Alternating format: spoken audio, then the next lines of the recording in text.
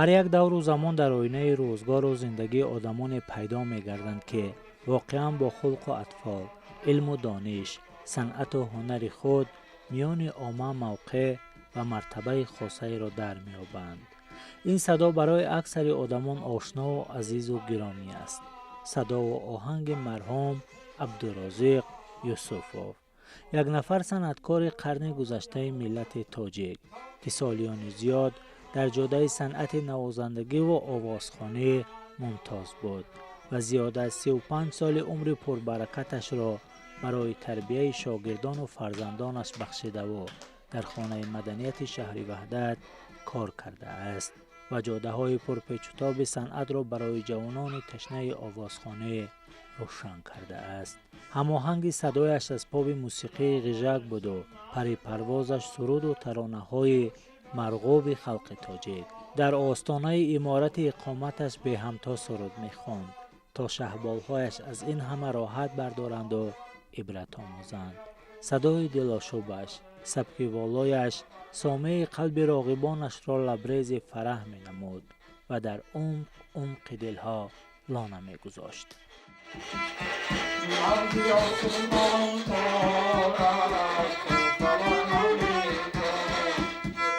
موسیقی می نواخت، آوازخوانی می کرد، بسیار آواز خوب داشت، فورم بود، می خوند، اسکریپکا می نواخت، کار میکردیم از جای آخی نقص. پدر و مادر من در سالهایی که با هم دیگر شناس میشوند در همون دوره ها بوستون بود، بوستونی هر ناحیه با دیگر ناحیه و از همدانی مادر من در شهر وحدت که سابق گذشته شهری کافرنیهان بود، یعنی ینگی بازار میگفتن و شنیدی من از سخنان پدر و مادر در همون برنامه بوستون هم پدرم از طرف شهر وحدت برآمد داشتن، مادرم باشد از ناحیه همدانی.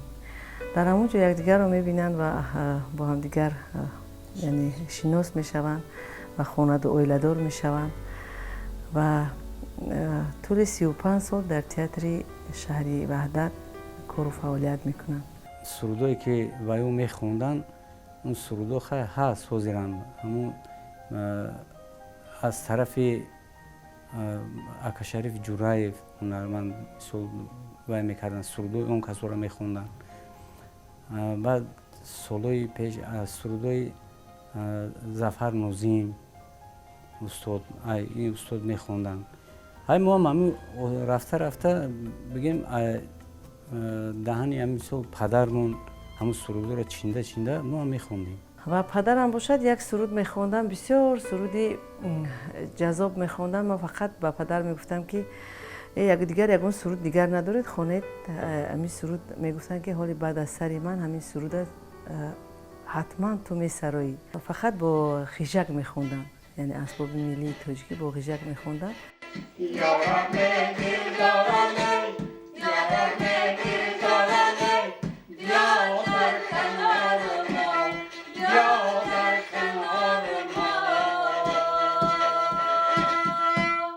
و همین طورم شد. همین سرود رو ما با همراهی استاد برادری همزبانی ما میری مفتون سراییدم همین سال.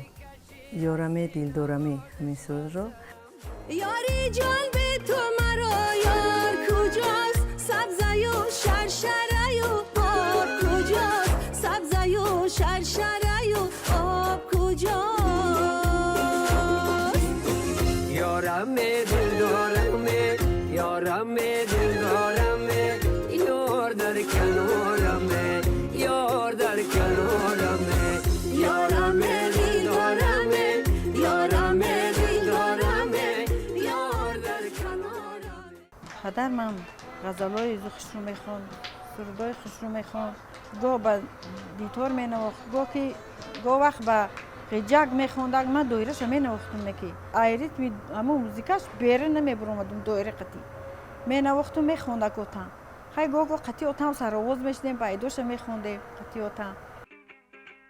همسر مرحوم ستاره یوسف و نیز رباب و دوتار در دست هماهنگ سرود و ترانه های شوهرش میگشت و این صنعت اصیل تاجیکانه در شریان آنها طغیان میزد. هر صدا و ترانه های خلقی که از زبان آنها صدا می داد صاحب دلی را در می یافت و از زبان به زبان محبوب می گشت. مرحوم ستاره یوسف و از دردهای نهفته مادرانه می گفت، مادرانه می سراید و عاطفانه پیکر زندگیش را با ترانه زینت می بخشید. صدایش، سرودهایش روحنواز و شنیدنی بودند و گاها علمها را تازه می کردند و غم را برون و شادی و امیدها را افزون. مادرمون بسیار صنعت نغز میدیدن. اون کسا صنعت دوست بودن. چون خیلی خچم بود با دکتر دمره قطعی حافظی میکرد و صنعت ما رو هم خیلی میپذیرم. همین در جایی که ما مثال یکون برآمد میشید یا که یکون کانسر میشید یا یکون توی میشید، مادرمون فخر میکردن که مثال فرزندای من من مثال همین وی ما را پیش گرفتیم. بیشتر مادر من سرودهای از خلقی از فولکلور تاجیک بسیار سرود می‌سراییدن. خیلی در همون دوره هم خیلی بود کسی که با دمره سرود می‌سرایید و با اسباب‌های ملی تاجیکی البته کوشش می‌کردن از روایت‌های خلقی.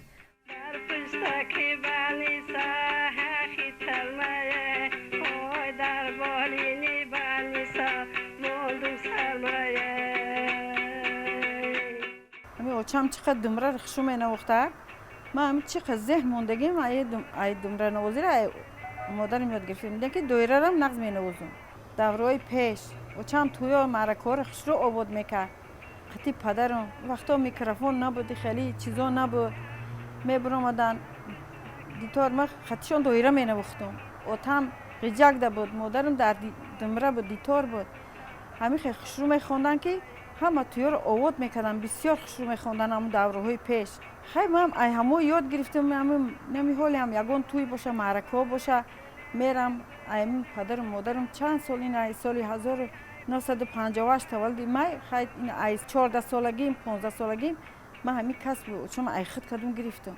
چیزی که مادر میسراییدن حاضر اپای کلونی همون با دمره وقتی که میسراییدن سیمای مادر سرودخوانی مادر یعنی پیش نظر میره و خیلی هم آواز خوب دارن. اوی مادر مادر و جان برابر مادر اوی دوباره نشید بر کس میسر مادر اوی نیا پونه خولا بجای مادر اوی اوی نی پشی چشمی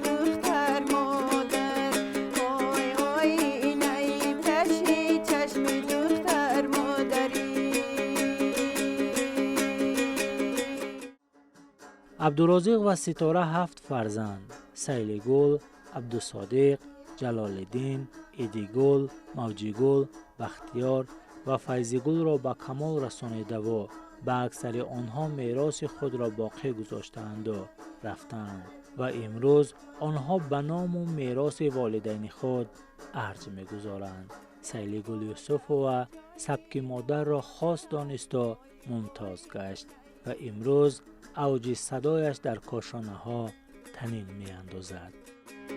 اوی دالانی بلند جایی گشتی مادرای اوی خبرگیر خبر بیاری مادر دخترای. خودم ریزا بودم همش ده پیسرام ده همشون ده خودم می خرسان بودم که حافظه شود. همین یگان جدا معرکه شوم مثال یا دویره خطی یا که دمره خطی گاو میزنن میرم خیلی چند تونستگی میخونم و قطعشون زن کاره خرسان میشون. فرزندای اون کسو بعد از همون پدرمون که مثال حافظی که میکردن ما هم همون خوردیمون با دویره حافظی میکردیم. یکون اینسترومنت باید کردن نمیتونستیم در نواخته دویره خطی میخوندیم و بعد همین خیلی رفته بعد برای من پدرم یک اکاردیون خریده داد که همین یاد بگی همین خطی مقصد حافظیت بود رشد میکنه. همه چند وقتا خیلی گوش کرده آهنگ می نواختیم دستو سوز نمی رفت. نه که همین اپهایی که اپ همون ایمو کلونتر بود و در همین 3-4 روز همون اسبابه یاد گرفت. اولی همون سرودخوانیش با یادم هست که آهنگ اگر به خاطرتون باشه اوها لیلی بیا گلزار میریم جانی لیلی سراغ یار میریم. همین نوخت به من گفتم که بیا من هم یاد بوده اشقلب از همین همون ما همین سروده نوازش همین سروده یاد گرفتیم. همین خیلی استوسته چسبیدیم رفتیم. بعد دیگه سروده آسان شد نواختم.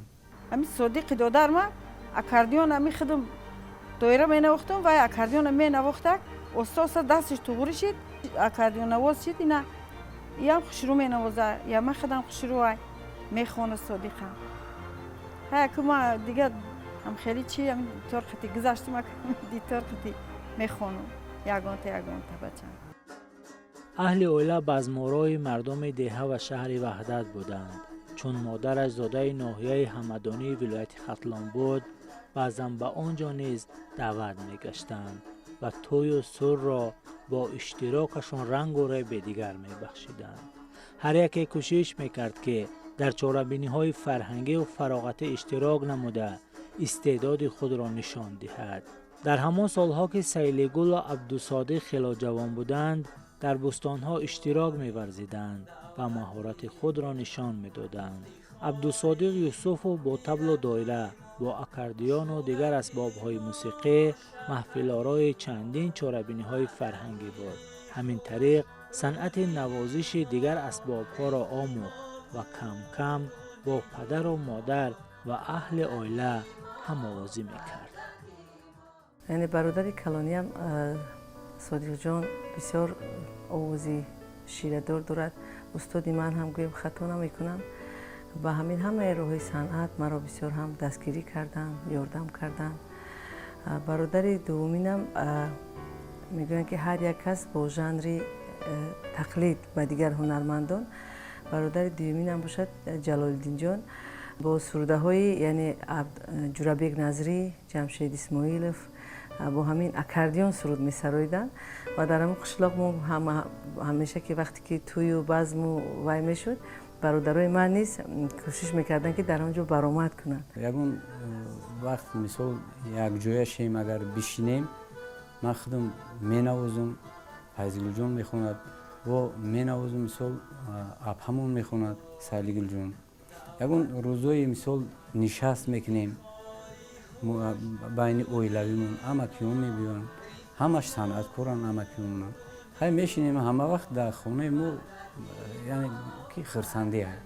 میدونید یگان چیز در جای خالی به وقوع نمیپیونده، پیدا نمیشه. برای در این سطح هنرمند شدن البته تأثیری محیطی که به ویا میرسه سخت تاثیر دارد.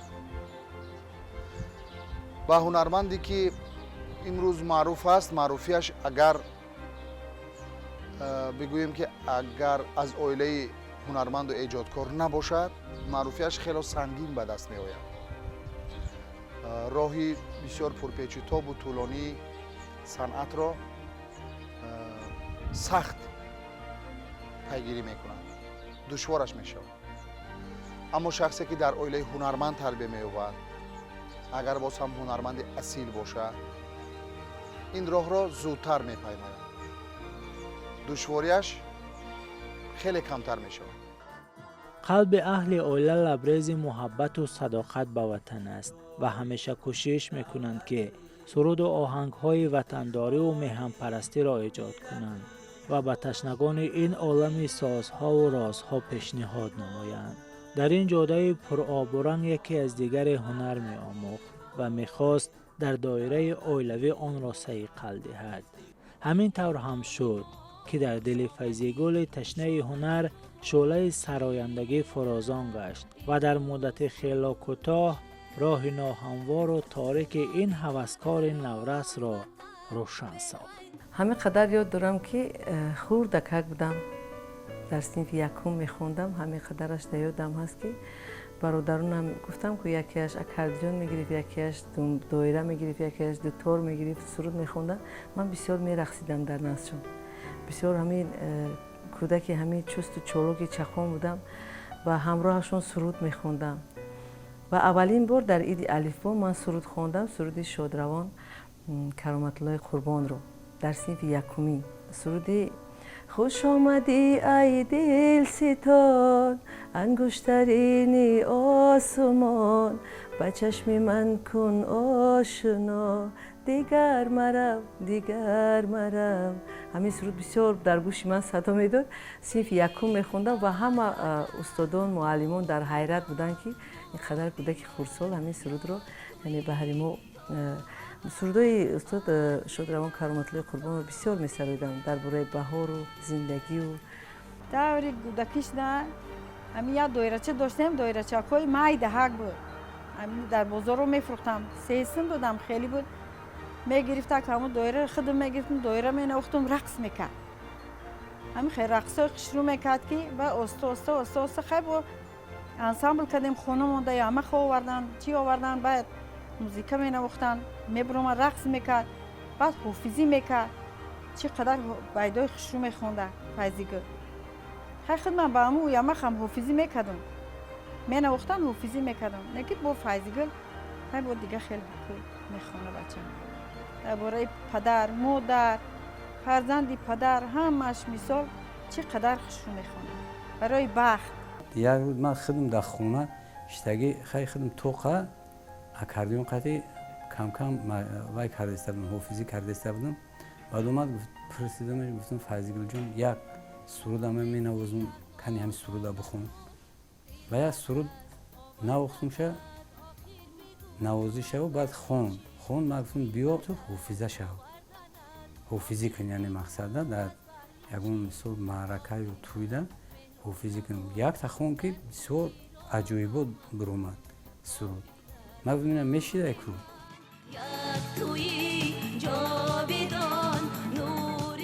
فیضیگل یوسفووا از دوران مکتبخانه‌اش در مکتب رقم 12 از برادرانش پنهانی سرود می‌خواند و همین طریق اسرار هنرش بازگشت و برادر به کمکش پرداخت. چون استعداد سرایندگیش خوب بود، او را برای اجرای سرود انتخاب کردند. یا سبوی مول بود یا برگی گل یا پری بلبل بود یا برگی گل ما برنگ ناب تجلا میکنه جاویدان خود را مجلا میکنه. از سال 1989 بود که یعنی عید مشعل بود. در همون سالها از طرف مکتب میانه ما رو انتخاب کردن که ما به دولت ازبکستان سفر هنری داشته باشیم. در اونجا شاعرانی ما هم اشتراک داشتن، شادروان گلچهره سلیمان و سید میرشکر بودن در اونجا.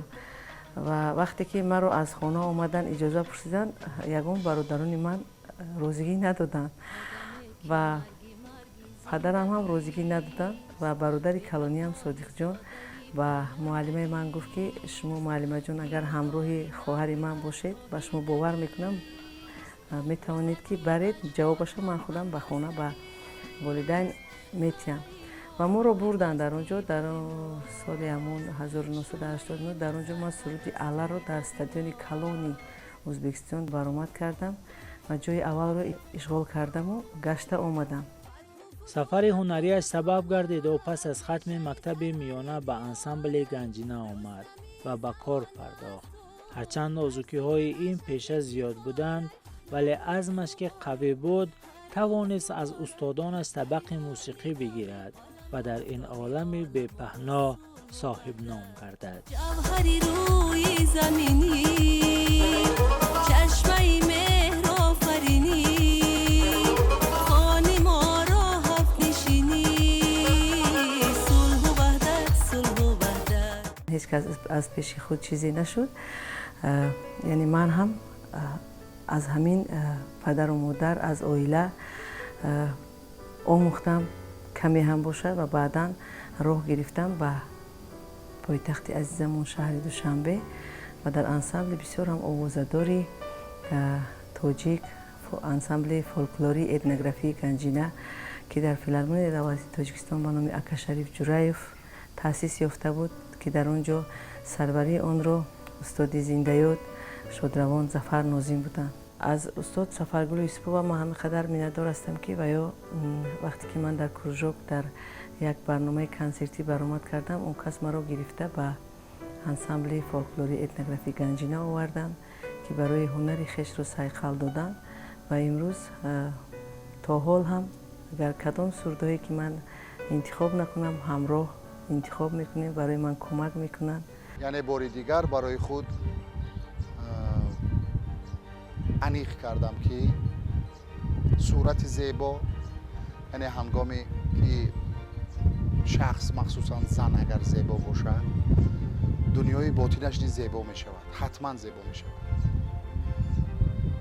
چهره زیبای بانو فیضی‌گل از آن گواهی می دهد که زندگیش، کار و فعالیتش، صنعتش نیز همچنین زیبا است.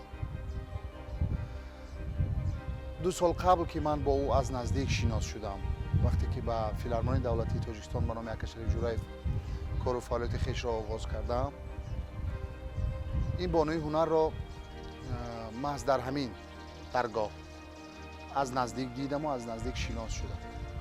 همچون یکی از هنرمندان سرشناس کشور البته می دیدم و می شناختم، اما بار اول که با ایشان صحبت کردم زود درک کردم چگونه آدم است. چقدر که گفتم دنیای باطنش با زبانش و با صورتش توأم هستند. شنیدم یک دل دیوانه گشته، قفس بشکسته و دلانه گشته، و فرمانی خدا احرام بسته، و عشق و عاشقی افسانه گشته. فیضی‌گل یوسفووا ختم کرده دانشکده دولتی فرهنگ و صنعت تاجیکستان به نام میرزا ترسونزاده است. دارنده معلومات حقوق شناسی دانشگاه ملی تاجیکستان، راهبر انسامبل فیض گلزار فیلارمون دولتی تاجیکستان به نام اکاشری جورایف، عائله‌دار، صاحب 5 فرزند. فیضی‌گل از میان برادران و خواهرانش برای رسیدن به قله مراد و مقصودهایش تلاش زیاد کرده است و در برابر ثبت سرود و کلیپ کنسرت‌هایش زیاد از 10 کنسرت برگزار کرده است که رپرتوار سرودهایش موضوعهای گوناگون را در بر می‌گیرد و بیشتر آن در موضوع وطنداری، خویشتن‌شناسی و استقلال و وحدت ملی است. امروز ما در این فضا، در این یک محیط زندگی میکنیم که هم مادر هستیم، هم زن هستیم و هم هنرمند هستیم، آزاد هستیم. این برای ما کفایه است. برای همین بیشتر کوشش میکنیم که سرودی وطنداری، سرودی درباره عشق تاجیکستان، میهن تاجیکستان، درباره تمام کوه و صحراهای تاجیکستان سروده ایجاد کنیم و چقدر که سریم کم است. گروه هنری بانو فیضی‌گل که راهبریش را ایشان دارند رویه استرادی هم نیز دارد. در برابر سرودهای خلقی و از ایجادات شخصی خودی بانو فیضی‌گل سراییدن سرودهای استرادی نیز اجرا میکنند و هنگامی که باری اول برنامه کنسرتی که من آماده کردم با این گروه 20 اثری در حقیقت مرکب را به طریق زنده انسامبل پورا با همه نازکی‌هایش اجرا کردم. این از آن گواهی می‌دهد که بانو فیضی‌گل در کار نیز خیلی سختگیر است. در حقیقت همین سختگیریش است که فکر میکنم که محصول کارش هم زیبا است. ایدهای ملی که ما داریم بخشیده به این ایدها سرود آماده دارد. یوسف جان یوسف و پسر خورده فیضی‌گل یوسف و پیروی به بیبی، بابا، خویش و اقربا و بالاخره به مادر عزیز و گرامی قدرش میکند و کوشش دارد که در آینده همچون مطرب آهنگ‌های مرغوب را ایجاد کند و به میراث مادرش ارز گذارد. به مثل مادر، تقا و خاله هایش که تا هنوزم پیشه پدر و مادرشان را یک سو نگذاشته تلاش میکنند که رشد کند و ماندگار و جاودانه باشد.